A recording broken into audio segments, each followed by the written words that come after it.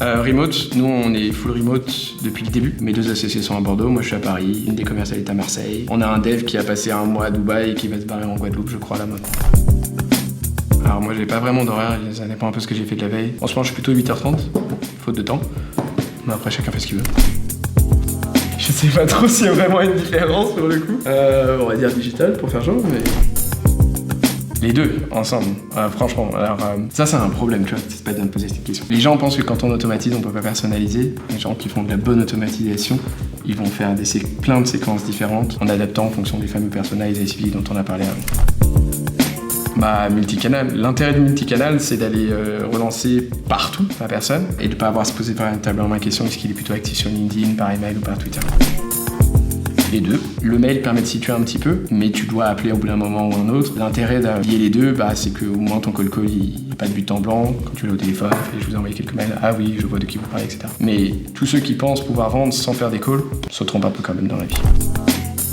Pas vraiment le choix, on peut faire aucun des deux en ce moment. Team building, ouais, parce que t'es en remote quand même. Je préfère une pizza, mais pas tous les jours, quoi.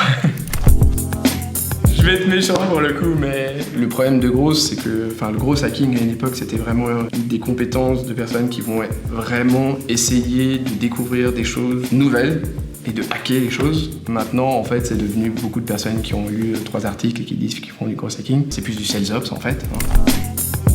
En vrai, Integromat est un peu mieux dans l'organisation, mais ils ont moins de connecteurs que Zapier. Du coup, généralement, les gens partent sur Integromat pour des raisons de budget. Alors, je suis connu pour porter des chemises tous les jours. Je pense que mon associé m'a vu une fois avec un t-shirt dans la semaine. Donc, je détonne de ce côté-là.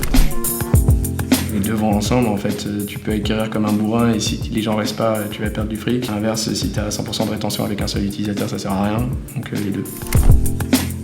Un peu comme avant, c'est les deux, quoi, mec.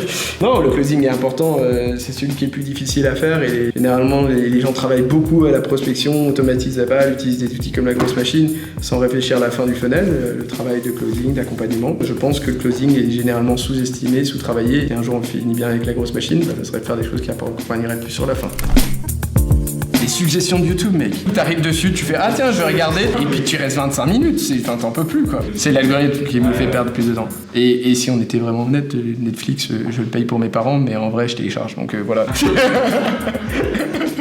Pas dans la vidéo, je vais pas finir en taule, moi. La grosse machine, ça fait rire tout le monde. Quand je dis à mes potes que j'ai lancé une boîte qui s'appelle La Grosse Machine, forcément, voilà. La Grosse Machine.